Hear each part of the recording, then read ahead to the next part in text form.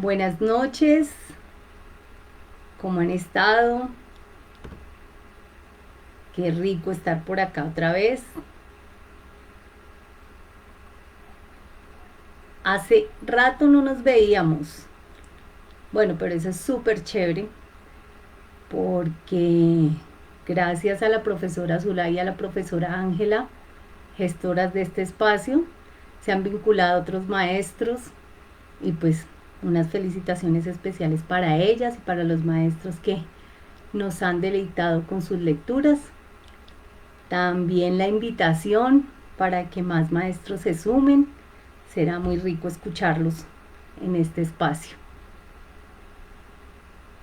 Voy a esperar un momento. Buenas noches, señoritas de Cito Speak. Voy a esperar un momento. Creo que se escucha bien. Vamos. Esperemos que más personas se están sumando. Bueno, y mientras tanto les voy contando el cuento que vamos a tener hoy. He sacado de un libro de cuentos, de una selección de cuentos latinoamericanos, y por Colombia está este cuento. Es un cuento de Gabriel García Márquez, nuestro escritor Nobel colombiano, y es escrito en 1968. Yo deseo que les guste. Dentro de tanta selección de cuentos, ahí están muy poquitos y está este, es el único que está por Colombia, entonces espero que les guste mucho. Querida profe Luz Ángela, buenas noches. Bernardo Sarmiento, buenas noches.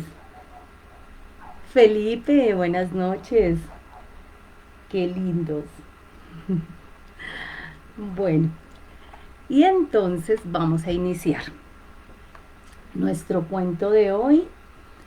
El ahogado más hermoso del mundo, de Gabriel García Márquez. Los primeros niños que vieron el promontorio oscuro y sigiloso que se acercaba por el mar, se hicieron la ilusión de que era un barco enemigo. Después vieron que no llevaba bandera ni arboladura y pensaron que fuera una ballena. Pero cuando quedó varado en la playa, le quitaron los matorrales de sargazos, los filamentos de medusas y los restos de cartúmenes y naufragios que llevaba encima. Y solo entonces descubrieron que era un ahogado. Habían jugado con él toda la tarde, enterrándolo y desenterrándolo en la arena, cuando alguien los vio por casualidad y dio la voz de alarma en el pueblo. Los hombres que lo cargaron hasta la casa más próxima notaron que pesaba más que todos los muertos conocidos, casi tanto como un caballo, y se dijeron que tal vez había estado demasiado tiempo a la deriva y el agua se le había metido dentro de los huesos. Cuando lo tendieron en el suelo, vieron que había sido mucho más grande que todos los hombres, pues apenas si cabía en la casa. Pero pensaron que tal vez la facultad de seguir creciendo después de la muerte estaba en la naturaleza de ciertos ahogados. Tenía el olor del mar, y solo la forma permitía suponer que era el cadáver de un ser humano, porque su piel estaba revestida de una coraza de remora y de lodo. No tuvieron que limpiarle la cara para saber que era un muerto ajeno. El pueblo tenía apenas unas 20 casas de tablas, con patios de piedra sin flores, desperdigadas en el extremo de un cabo desértico. La tierra era tan escasa que las madres andaban siempre con el temor de que el viento se llevara a los niños y a los pocos muertos que les iba causando los años tenían que tirarlos en los acantilados. Pero el mar era manso y pródigo, y todos los hombres cabían en 7 botes. Así que cuando encontraron el ahogado les bastó con mirarse los unos a los otros para darse cuenta de que estaban completos. Aquella noche no salieron a trabajar en el mar. Mientras los hombres averiguaban si faltaba alguien de los pueblos vecinos, las mujeres se quedaron cuidando el ahogado. Le quitaron el lodo con tampones de esparto, le desenredaron del cabello los alborojos submarinos y le rasparon la remora con fierros de descamar pescados. A medida que lo hacían, notaron que su vegetación era de océanos remotos y de aguas profundas, y que sus ropas estaban en piltrafas, como si hubieran navegado entre laberintos de corales. Notaron también que sobrellevaba la muerte con altivez, pues no tenía el semblante solitario de otros ahogados del mar, ni tampoco la catadura sórdida y menesterosa de los ahogados fluviales.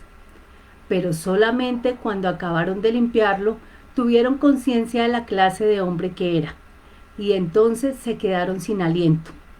No solo era el más alto, el más fuerte, el más viril y el mejor armado que habían visto jamás, sino que todavía cuando lo estaban viendo no les cabía en la imaginación. No encontraron en el pueblo una cama bastante grande para tenderlo, ni una mesa bastante sólida para velarlo. No le vinieron los pantalones de fiesta de los hombres más altos, ni las camisas dominicales de los más corpulentos, ni los zapatos del mejor plantado. Fascinadas por su desproporción y su hermosura, las mujeres decidieron entonces hacerle unos pantalones con un buen pedazo de vela cangreja y una camisa de bramantes de novia, para que pudiera continuar su muerte con dignidad. Mientras cosían sentadas en círculo, contemplando el cadáver entre puntada y puntada, les parecía que el viento no había sido nunca tan tenaz, ni el Caribe había estado nunca tan ansioso como aquella noche. Y suponían que esos cambios tenían que ver con el muerto. Pensaban que si aquel hombre magnífico hubiera vivido en el pueblo, su casa habría tenido las puertas más anchas, el techo más alto y el piso más firme, y el bastidor de su cama habría sido de cuadernas maestras con pernos de hierro, y su mujer habría sido la más feliz.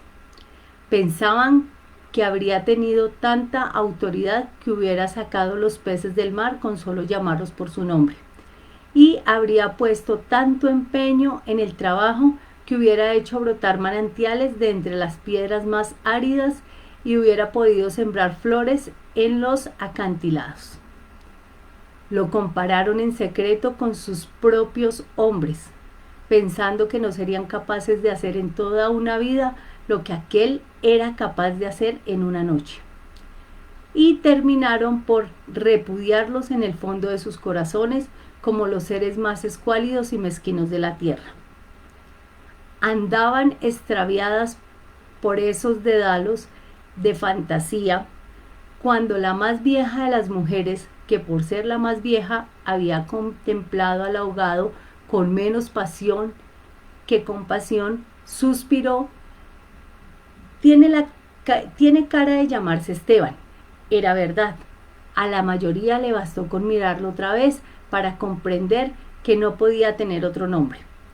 Las más porfiadas, que eran las más jóvenes, me mantuvieron con la ilusión de que al ponerle la ropa, tendido entre flores y con unos zapatos de charol, pudiera llamarse Lautaro. Pero fue una ilusión vana. El lienzo resultó escaso, los pantalones mal cortados y peor cosidos les quedaron estrechos, y las fuerzas ocultas de su corazón hacían saltar los botones de la camisa. Después de la medianoche se adelgazaron los silbidos del viento y el mar cayó en el sopor de miércoles. El silencio acabó con las últimas dudas. Era Esteban. Las mujeres que lo habían vestido, las que lo habían peinado, las que le habían cortado las uñas y raspado la barba, no pudieron reprimir un estremecimiento de compasión cuando tuvieron que resignarse a dejarlo tirado por los suelos. Fue entonces cuando comprendieron cuánto debió haber sido de infeliz con aquel cuerpo descomunal, si hasta después de muerto le estorbaba. Lo vieron condenado en vida a pasar de medio lado por las puertas, a descalabrarse con los travesaños, a permanecer de pie en las visitas sin saber qué hacer con sus tiernas y rosadas manos de buey de mar, mientras la dueña de la casa buscaba la silla más resistente y le suplicaba, muerta de miedo: siéntese aquí, Esteban, hágame el favor. Y él, recostado contra la pared, sonriendo: no se preocupe, señora, así estoy bien, con los talones en carne viva y las espaldas escaldadas de tanto repetir lo mismo en todas las visitas. No se preocupe, señora, así estoy bien. Solo para no pasar por la vergüenza de desbaratar la silla. Y acaso sin haber sabido nunca que quienes le decían: no te vayas, Esteban, espérate siquiera que hierva el café, eran los mismos que después susurraban: ya se fue el bobo grande, qué bueno que ya se fue el tonto hermoso. Esto pensaban las mujeres frente al cadáver un poco antes del amanecer. Más tarde, cuando le taparon la cara con un pañuelo para que no le molestara la luz, lo vieron tan muerto para siempre, tan indefenso, tan parecido a sus hombres, que se les abrieron las primeras grietas de lágrimas en el corazón. Fue una de las más jóvenes la que empezó a sollozar. Las otras, alentándose entre sí, pasaron de los suspiros a los lamentos, y mientras más sollozaban, más deseos sentían de llorar, porque el ahogado se les iba volviendo cada vez más Esteban, hasta que lo lloraron tanto que fue el hombre más desvalido de la tierra, el más manso y el más servicial, el pobre Esteban. Así que cuando los hombres volvieron con la noticia de que el ahogado no era tampoco de los pueblos vecinos, ellas sintieron un vacío de júbilo entre lágrimas. Bendito sea Dios, suspiraron, es nuestro. Los hombres creyeron que aquellos aspavientos no eran más que frivolidades de mujer. Cansados de las tortuosas averiguaciones de la noche, lo único que querían era quitarse de una vez el estorbo del intruso antes de que prendiera el sol bravo de aquel día árido y sin viento. Improvisaron unas angarillas con restos de trinquetes y botavaras y las amarraron con carlingas de altura para que resistieran el peso del cuerpo hasta los acantilados. Quisieron encadenarle a los tobillos un ancla de buque para que fondeara sin tropiezos en los mares más profundos donde los peces son ciegos y los buzos se mueren de nostalgia, de manera que las malas corrientes no fueran a devolverlo a la orilla, como había sucedido con otros cuerpos. Pero mientras más se apresuraban, más cosas se les ocurrían a las mujeres para perder el tiempo. Andaban como gallinas asustadas picoteando amuletos de mar en los arcones. Unas estorbaban por aquí porque querían ponerle al ahogado los escapularios del buen viento. Otras estorbaban por allá para abrocharle una pulsera de orientación. Y al cabo de tanto: quítate de ahí, mujer, ponte donde no estorbes, mira que casi me haces caer sobre el difunto. A los hombres se les subieron al hígado las suspicacias y empezaron a rezongar que con qué objeto tanta ferretería de altar mayor para un forastero. Si por muchos estopores y calderetas que llevara encima, se lo iban a masticar los tiburones, pero ellas seguían tripotando sus requilias de pacotilla, levantando y trayendo y tropezando mientras se les iba en suspiros lo que no se les iba en lágrimas. Así que los hombres terminaron por despotricar de cuando acá semejante alboroto por un muerto al garete, un ahogado de nadie, un fiambre de mierda, Una de las mujeres, mortificada por tanta indolencia, le quitó entonces al cadáver el pañuelo de la cara, y también los hombres se quedaron sin aliento. Era Esteban. No hubo que repetirlo para que lo reconocieran. Si les hubieran dicho Sir Walter Raleigh, quizás hasta ellos habrían impresionado con su acento de gringo, con sus guacamayas en el hombro, con su arcabuz de matar caníbales. Pero Esteban solamente podía ser uno en el mundo, y allí estaba tirado como un sábalo, sin botines, con unos pantalones de 7x1 y esas uñas rocallosas que solo podían cortarse a cuchillo. Bastó con que le quitaran el pañuelo de la cara para darse cuenta de que estaba avergonzado, de que no tenía la culpa de ser tan grande, ni tan pesado, ni tan hermoso, y si hubiera sabido que aquello iba a suceder, habría buscado un lugar más discreto para ahogarse. En serio, me hubiera amarrado yo mismo un áncora de galeón en el cuello y hubiera trastabillado como quien no quiere la cosa por los acantilados, para no andar ahora estorbando con este muerto de miércoles, como ustedes dicen, para no molestar a nadie con esta porquería de fiambre que no tiene nada que ver conmigo. Había tanta verdad en su modo de estar que hasta los hombres más suspicaces, los que sentían amargas las minucias de la noche del mar, temiendo que sus mujeres se cansaran de soñar con ellos para soñar con los ahogados, hasta esos y otros más duros se estremecieron en los tuétanos con la sinceridad de Esteban. Fue así como le hicieron los funerales más espléndidos que podían concebirse para un ahogado expósito.